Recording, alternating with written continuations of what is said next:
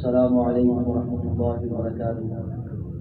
الحمد للہ وکفی والصلاۃ والسلام علی رسول اللہ، اما بعد فاعوذ باللہ السمیع العلیم بوجهه الکریم وسلطانه القدیم من الشیطان الرجیم من همزه ونفخه ونفثه بسم اللہ الرحمن الرحیم۔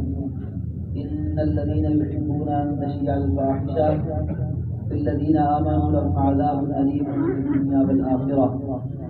اللہ رب العالمین نے فرمایا کہ جو لوگ ایمان والوں کے اندر بے حیائی پھیلانا چاہتے ہیں ان کے لیے دنیا کے اندر بھی دردناک عذاب ہے اور آخرت کے اندر بھی دردناک عذاب ہے۔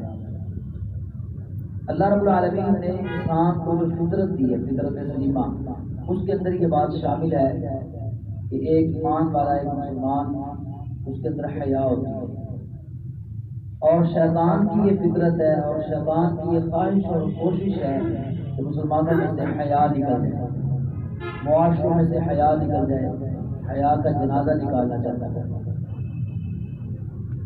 اللہ رب العالمین نے جنت کے اندر موجود آدم علیہ السلام اور اما حوا علیہ السلام پر شیطان کا جو سب سے پہلا وار تھا، اس کا جو نتیجہ نکلا تھا وہ قرآن مجید میں بیان فرمایا کہ شیطان نے آدم علیہ السلام کو اور اما حوا علیہ السلام کو بہلایا اور پھسلایا، اور جس درخت کے پھل چکھنے سے اللہ نے منع فرمایا تھا ان کو، اسی پھل کے بارے میں ان کو بہلا پھسلا کے ان کو کھانے پہ، ان کو چکھنے پہ آمادہ کر دیا۔ فلما ذاقا الشجرۃ، جب انہوں نے اس درخت کا پھل چکھ لیا، بدت لہما سوآتہما، تو سب سے پہلا کام جو ہوا وہ ان کے کپڑے اتر گئے۔ وطفقا یخصفان علیہما من ورق الجنہ، اور وہ دونوں آدم علیہ السلام اور حوا علیہ السلام اپنے جسم کو، اپنی شرمگاہ کو درختوں کے پتوں کے ساتھ جو جنت کے اندر موجود تھے ان کے ساتھ ڈھانپنے لگے، چھپانے لگے۔ اب یہاں پر انسانی فطرت بھی اللہ تعالیٰ نے بیان کر دی۔ جنت ہے، دو میاں بیوی ہیں، اور میاں بیوی کے بارے میں تو اللہ تعالیٰ کا قرآن کہتا ہے ہن لباس لکم وانتم لباس لہن، تم ان کے لباس ہو، وہ تمہاری لباس ہیں۔ تو میاں بیوی ایک دوسرے کے لباس ہیں، تو لباس میں کیا پردہ؟ لیکن اس کے باوجود جنت میں جب آدم علیہ السلام کا اور اما حوا علیہ السلام کا لباس اترا تو اتنی حیا موجود تھی، اتنی شرم موجود تھی کہ فوری انہوں نے جنت کے پتے کو درختوں کے توڑ کے اپنی شرمگاہ کو چھپانا شروع کر دیا۔ تو یہاں سے معلوم ہوتا ہے کہ اللہ نے فطرت انسانی میں حیا رکھی ہے۔ اور شیطان کا جو پہلا وار تھا اس کا نتیجہ کیا نکلا تھا؟ کپڑے اتر گئے، بے لباس ہو گئے۔ آج بھی شیطان نے جہاں جہاں اس کا بس چلتا ہے انسانوں کو بے لباس کیا۔ یورپ کی تہذیب جہاں پر شیطان کا بسیرا ہے اور شیطان کی وہ تہذیب ہے، اس کے اندر آپ دیکھ لیں وہ مادر زاد ننگے رہنا ان کا معمول ہے۔ اور مسلمانوں کے ملکوں کے اندر جہاں پر کچھ حیا موجود ہے ایمان کی وجہ سے، کیونکہ رسول اللہ صلی اللہ علیہ وسلم نے کہا الحیاء من الایمان، حیا ایمان کا حصہ ہے، اور یہ دونوں آپس میں لازم و ملزوم ہیں۔ تو جب حیا جہاں پر موجود ہے مسلمان معاشروں کے اندر، اب وہ یہ بھی چاہتے ہیں کہ یہ حیا ختم کر دیں۔ حیا کیسے ختم ہوگا؟ ان کے لباس اتار دو۔ اسی لیے اللہ رب العالمین نے مجھے اور آپ کو مخاطب کر کے کہا کیا بنی آدم قد انزلنا علیکم لباسا یواری سوآتکم، ہم نے تمہارے لیے لباس اتارا ہے جو تمہاری شرمگاہ کو، تمہاری عزت کو تمہیں چھپاتا ہے، تمہارے جسم کو چھپاتا ہے۔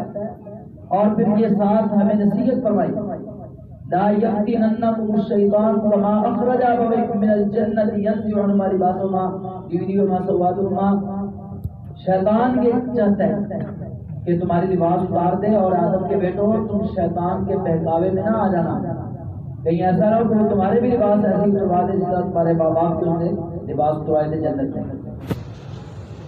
انہ یراکم هو وقبیلہ من حیث لا ترونہم، وہ تمہیں ایسی جگہ سے دیکھتے ہیں، وہ اور اس کا قبیلہ جہاں سے تم اس کو نہیں دیکھ سکتے۔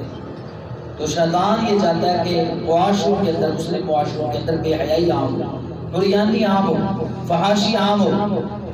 جس قدر فحاشی، قریانی، بے حیائی عام ہوگی اسی قدر ایمان کم ہوتا جائے گا، ایمان کمزور ہوتا جائے گا۔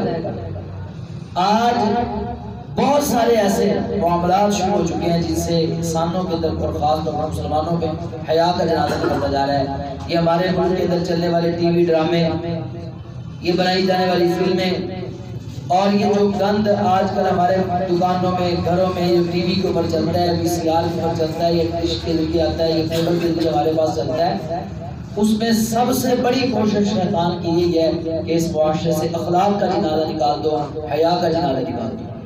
اور رسول اللہ صلی اللہ علیہ وسلم نے فرمایا ان مما ادرک الناس من کلام النبوۃ الاولی، پچھلی نبوتوں میں سے جو کلام لوگوں کے پاس موجود ہے، جو پچھلی نبوتوں کی باتیں موجود ہیں، ان میں سے ایک بات یہ ہے اذا لم تستحی فاصنع ما شئت، جب تمہیں حیا نہ رہے تو جو مرضی کرو۔ دوسرے فرمایا اذا فاتک الحیاء فافعل ما شئت، جب تجھ میں حیا نہ رہے تو جو مرضی کر۔ رسول اللہ صلی اللہ علیہ وسلم نے دیکھا کہ ایک صحابی اپنے بھائی کو سمجھا رہا ہے کہ اب تو بڑا حیا کرتا ہے، بڑی شرم کرتا ہے، اتنا حیا نہ کیا کرو، اتنا شرمایا نہ کرو۔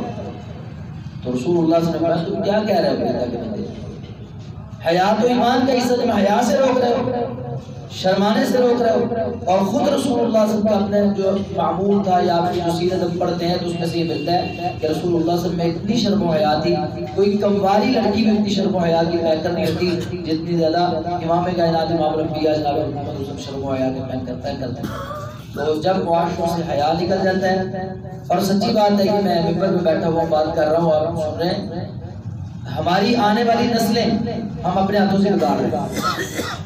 یہ جو آج ہم غلط کام کر رہے ہیں، جو آج ہمارے معاشرے کے اندر بے حیائی پھیل رہی ہے نا، اس کا نتیجہ ہمارا مستقبل برباد ہو رہا ہے، اس کی سزا ہماری نسلیں بھگتیں گی۔ یہ لمحوں کی خطائیں جو آج ہم کر رہے ہیں، یہ صدیوں ہماری نسلوں نے اس کی سزائیں بھگتنی اور پانی ہیں۔ تو ہمارے بچے، ہماری بچیاں آج دیکھ رہے ہیں جو نوجوان نسل ہے، اور پھر ان کے بعد جو آنے والی نسل ہے، ان کی کیا لباس کی کیا حالت ہے، ان کی بول چال کیسی ہے، ان کی آنکھیں کیسی ہیں۔ آپ سڑک پہ چلتے ہو کبھی دیکھا کریں، تجربے کیا کریں، میں تو روز دیکھتا ہوں، اب کوئی لڑکی جا رہی ہے نا، اچھا اب سامنے سے کوئی بندہ آ رہا ہے تو اس کی نظر پڑ گئی اس کے چہرے پہ، بات سمجھ آتی بھی آمنے سامنے آ رہے تھے، نظر پڑ گئی، اب انسان ہے۔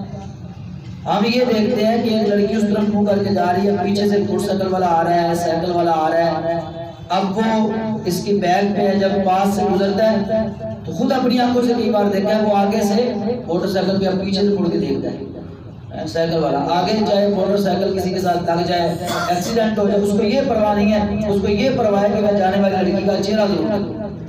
بھئی اللہ کے بندے تجھے کیا ملے گا؟ یہ ہمارے معاشرے کی حالت ہے کہ اللہ تعالیٰ ہمیں معاف فرمائے۔ یہ نوجوانوں کی تربیت ہم نے کرنی ہے، اپنے اخلاق کو، اپنے معاشرے کو ہم نے سنوارنا ہے۔ اللہ تعالیٰ ہمیں سمجھنے کی اور عمل کی توفیق عطا فرمائے، آمین و علیہ وسلم۔